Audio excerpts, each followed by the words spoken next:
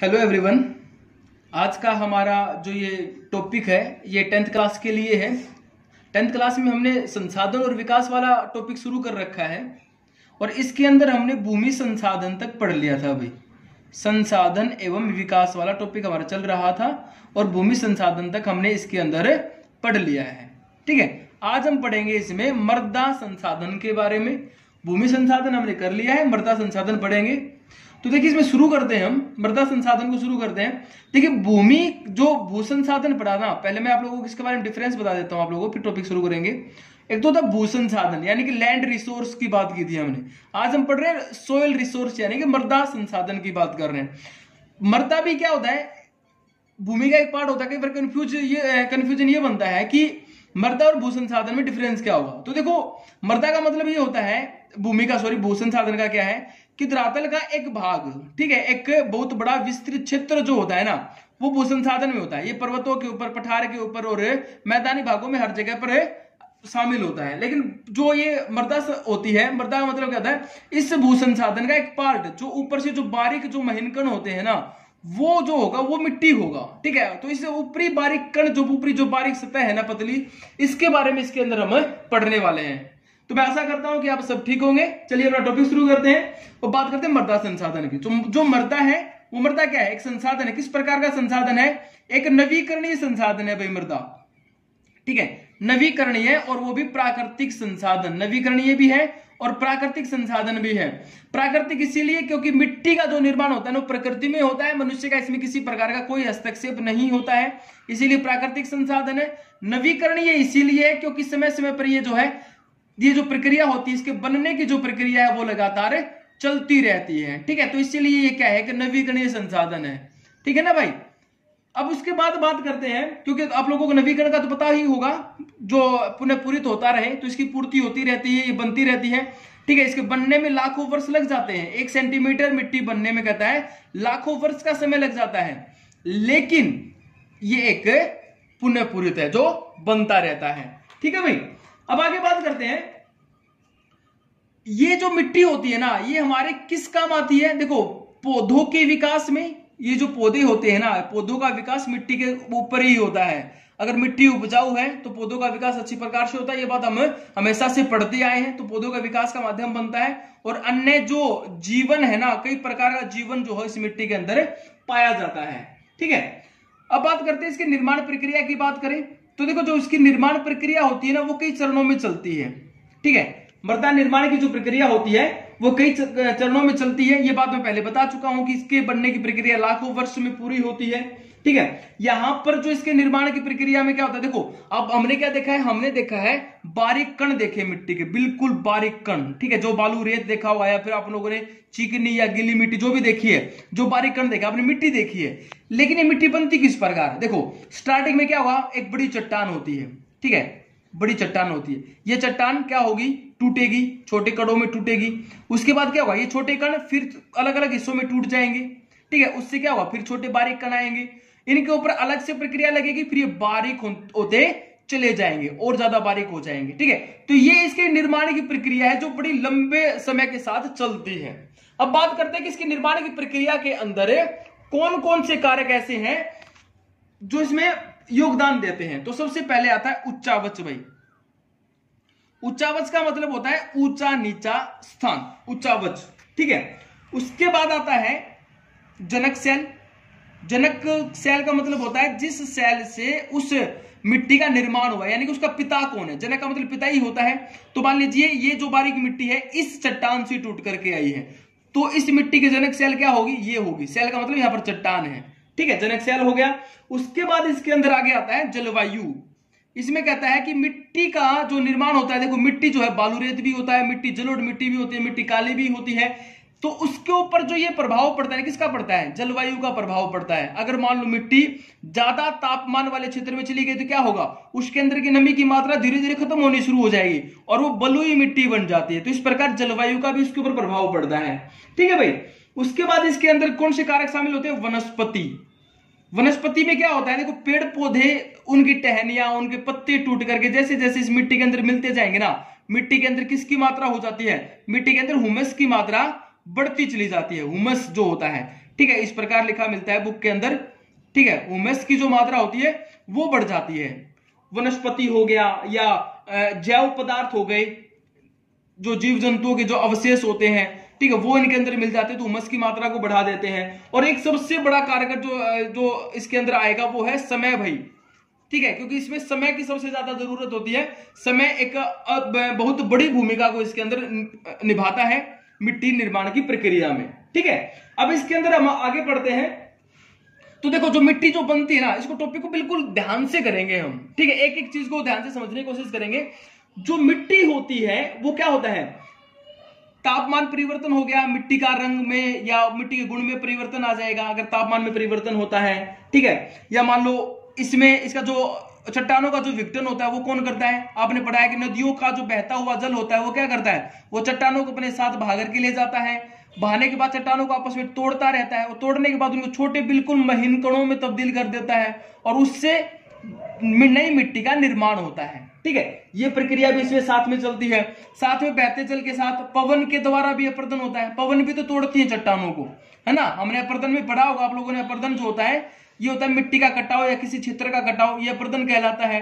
ये जल के द्वारा, पवन के द्वारा, या हिमनदी जो बर्फ की एक बड़ी चादर जब चलती है ना, वो भी मिट्टी का कटाव करती है, यानी कि चट्टानों को तोड़ती है। या फिर अपघटन क्रियाएं, अपघटन क्रिया में भी चट्टानें क्या होती है, टूटती हैं। अपघटन मतलब होता है टूटना। ठीक है, तो अपघटन की जो भी क्रियाएं होती है ना, उनमें चट्टानें टूटती हैं। जिसके अंदर किसको शामिल कर सकते हैं हम, अपक्षय को। एक अपक्षय आता है। अपक्षय क्या होता है भाई, अपक्षय का मतलब होता है किसी भी चट्टान का अपने ही स्थान पर टूटना फूटना। यानी कि ये जो चट्टान है तापमान के प्रभाव से या किसी रासायनिक क्रिया के द्वारा, या इसके अंदर कोई पौधा उगाया या किसी जीव ने इसके अंदर बिल बना दिया, उसके द्वारा जब ये चट्टान अपने स्थान पर छोटे छोटे टुकड़ों में टूट जाती है ना, तो उस क्रिया को हम क्या बोलेंगे, अपक्षय बोलेंगे। लेकिन अपर्दन का मतलब क्या होता है, अपर्दन में है ना किसी भी चीज का कटाव होता है। ठीक है, लेकिन वो क्या होता है, वो किसी प्रक्रिया के द्वारा चलता है। जैसे जल है, जल किसी चट्टान से बार बार टकराएगा, ठीक है, उसको बहा करके लेकर के जाएगा, उसको तोड़ेगा। इस प्रकार जो मिट्टी का कटाव ना, वो अपर्दन होता है। अपक्षय में जो क्रिया होती है वो एक जगह पर ही होती है। ठीक है, ये डिफरेंस इनके बीच में, इसको ध्यान में रखना भाई। ठीक है, अब आगे बात करते हैं इसके अंदर। देखिए, मिट्टी निर्माण की जो प्रक्रिया होती है ना, उस प्रक्रिया के बारे में कहा जाता है, एक टॉपिक बनता है, एक बड़ा कंसेप्ट बनता है, उसको कहा जाता है मिट्टी परिच्छेदिका। ये प्रश्न भी बनता है, मिट्टी परिच्छेदिका क्या होता है। ठीक है, तो मिट्टी परिच्छेदिका को बोला जाता है सोइल प्रोफाइल। सोइल प्रोफाइल भी, ठीक है, ये 8th क्लास में भी आया हुआ है, लेकिन 8th क्लास में इतना बड़े स्तर पर नहीं बताया गया है, तो मैं आप लोगों को यहां पर इसको समझा देता हूं। सोइल प्रोफाइल या मिट्टी परिच्छेदिका क्या होती है। इसमें क्या होता है, मिट्टी परिच्छेदिका का मतलब होता है कि मिट्टी के बनने की जो प्रक्रियाएं होती है ना, मिट्टी के निर्माण की जो प्रक्रिया होती है, उसको एक रेखा चित्र के द्वारा या उसको एक डायग्राम के माध्यम से बताना, एक फ्लो डायग्राम, एक चार्ट बना देना, वो होता है सोइल प्रोफाइल, यानी कि मिट्टी परिच्छेदिका बोला जाता है। ठीक है, इसी प्रक्रिया जो मैंने अभी ऊपर बताया ना, चट्टान ऊपर एक मैन चट्टान, जो मुख्य जो चट्टान होती है, मैन रॉक जो है, उस सेल से लेकर के बारीक महीन कण और जिसके अंदर ह्यूमस की मात्रा तक जो होती है ना, उस प्रक्रिया तक जो एक डायग्राम अगर हम बनाना चाहे ना, तो वो क्या कहलाएगी, वो मृदा परिच्छेदिका कहलाती है। ठीक है, तो इस मृदा परिच्छेदिका के बारे में जानते हैं इसके अंदर हम। तो इसमें देखो भाई क्या होता है, इसके अंदर ना एक डायग्राम दिया होता है, मैं यहां पर बनाता हूं। ठीक है, फोकस इस पे रखिएगा आप। देखो इसमें क्या होता है, ये डायग्राम इस प्रकार बना होता है। इसमें इसके 4 सतर होते हैं, 1 2 3 और ऊपर वाला 4। ठीक है, ये ऊपर वाला 4 हो गया भाई। ठीक है, ये ऊपर के टॉप सोइल है भाई, ऊपरी मिट्टी, जिसके ऊपर हमें पौधे उगे हुए देखते हैं, जो बारीक महीनकण होता है ना, वो ये है टॉप सोइल मृदा परिच्छेदिका का सबसे पहला स्तर ये है। ठीक है, लेकिन इसके अंदर चलता किस प्रकार से, यहां से चलेगा। यहां पर हमने क्या पढ़ा था, यहां पर पढ़ा था जो पहली जो चट्टान है, जो जनक सेल है, वो जनक सेल कहां पर आएगी, यहां पर आएगी। ठीक है, जनक सेल यहां पर आएगी। तो यहां पर हम क्या लिखेंगे, यहां पर लिखेंगे अपक्षय रहित आधारी चट्टान। अपक्षय रहित का मतलब होता है कि अभी उस चट्टान का अपक्षय नहीं हुआ है। आधारी चट्टान मतलब मूल चट्टान। मूल चट्टान मतलब यहां पर क्या है, मूल चट्टान का मतलब है कि जो जनक जो सेल है ना, जिससे इसका निर्माण हुआ है, ठीक है। तो यहां पर मैं आप लोगों को साइड में बता देता हूं, ये जो चट्टान है, एक चट्टान जो इस प्रकार कहीं पर रखी हुई है, लेकिन अभी ना तो उसका अपक्षय हुआ है और ना ही वो टूटी फूटी है किसी कारण से, ठीक है। वो जो मूल चट्टान है ना, वो क्या है, ये चट्टान हमारा पहला पार्ट है इसमें, ठीक है। ये जो लास्ट जो लिख रखा ना, अपक्षय रहित आधारित चट्टान। अब इस पे क्या होगा, इस चट्टान का होगा अपक्षय, टूटना शुरू करेगी, ये अलग अलग भागों में टूट गई। तो यहां पर बना दूं मैं, अलग अलग भागों में चट्टान क्या हो गई है, टूट गई है भाई, टूट गई। तो यहां पर हम क्या लिखेंगे, यहां पर हम लिखेंगे अधस्तरीय अपक्षित चट्टान, अधस्तरीय अपक्षित या चट्टान, ठीक है, अपक्षित चट्टान भाई। ये इसका मतलब यहां पर क्या है कि उस चट्टान का अब अपक्षय हो गया, दूसरी प्रक्रिया चालू हो गई, ठीक है। दूसरी प्रक्रिया चालू हो गई तो अब इसके ऊपर क्या होगा, अब ये चट्टान क्या होगी, छोटे छोटे महीन कणों में डिवाइड होना शुरू हो जाएगी, यानी कि सिल्ट, यानी कि गाद बनना, बारीक जो मिट्टी होती है जिसको मर्तिका कहते हैं, मर्तिका में तब्दील हो जाना, ठीक है, या फिर उसको हम बोले बालू बन जाना। ये इसकी तीसरी प्रक्रिया है, आगे बात समझे। और चौथी प्रक्रिया में आ गया टॉप सोइल। टॉप सोइल में क्या होता है, इसी बारीक मिट्टी के अंदर किसकी मात्रा बढ़ गई है, हुमस की मात्रा बढ़ गई है, ठीक है। यहां पर हुमस की मात्रा, यानी कि इसके अंदर वनस्पति के अंश और जीवों के अंश शामिल हो गए हैं, यानी कि पेड़ पौधे और पत्ते इसमें शामिल हो गए हैं, यानी कि जो जीवित जीव है या जो मर्त जीव है उनके अंश इसके अंदर आने शुरू हो गए हैं। तब जाकर के बनती है ये ऊपर वाली मिट्टी, यानी कि टॉप सोइल बनती है, ठीक है, जिसके ऊपर हमारे पेड़ पौधे उगते हैं, जिसके ऊपर जीवन पाया जाता है। तो ये थी मृदा परिच्छेदिका, जो यहां से चलेगी। सबसे पहले मूल चट्टान, जनक सामग्री, उसके बाद यहां पर उस जनक सामग्री क्या हो जाता है, अपर्दन हो जाता है। ये इसी प्रकार ऊपर नहीं मिलते हैं, ये ध्यान में रखना।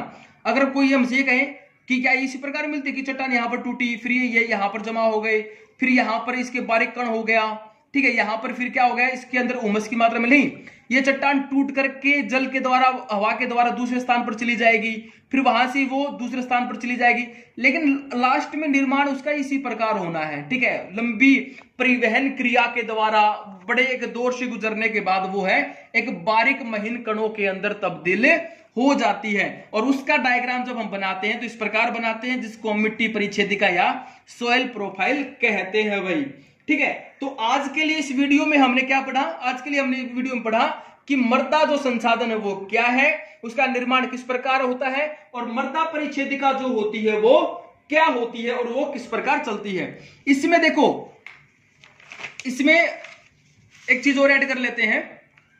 इसमें हमने पढ़ा कि तापमान, ठीक है, तापमान के बारे में पढ़ा। जैसे मान लो तापमान का क्या प्रभाव पड़ा, मिट्टी चट्टान टूटी, चट्टान टूटने के बाद बारीक कण हुए, बारीक होने के बाद वो बिल्कुल महीने कणों में तब्दील हो गई, बारीक कण बिल्कुल बन गए हैं। अब कहते हैं तापमान का प्रभाव ये पड़ा कि वो जिस प्रकार के टेम्परेचर में जाएंगे, मान लो इसको समय पर पानी मिलता रहे, ठीक है, टेम्परेचर कम है, तो ये क्या होगा, ये एक उपजाऊ मिट्टी में तब्दील हो जाएगी, इसके अंदर नमी की मात्रा बढ़ जाएगी, साथ में इसमें वनस्पति के गुण आने शुरू हो जाएंगे, जीवों का अंश शुरू हो जाएगा, ये एक उपजाऊ मिट्टी बन जाएगी।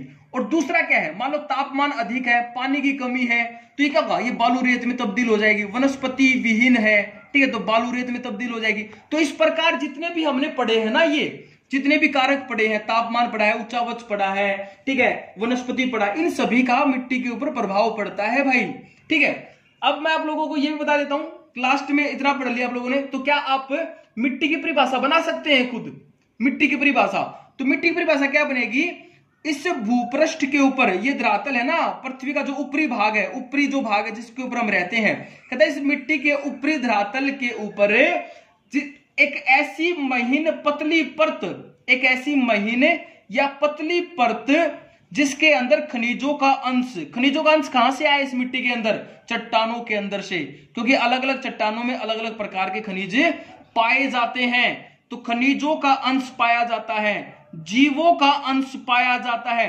इस प्रकार की पतली परत को हम क्या बोलेंगे, इस प्रकार की पतली परत को बोलेंगे मिट्टी, ठीक है। तो अपनी आप भी क्या करेंगे, आप एक मिट्टी की अच्छी सी परिभाषा बनाएंगे, ठीक है, और ये मृदा परिच्छेद का क्वेश्चन खुद तैयार करेंगे। तो मैं उम्मीद करता हूं कि आप लोगों को यहां तक समझ में आ गया होगा।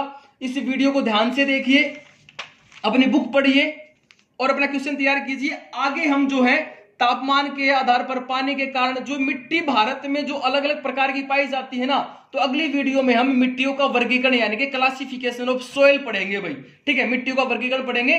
तब तक आप इस क्वेश्चन को तैयार कीजिए। Thank you.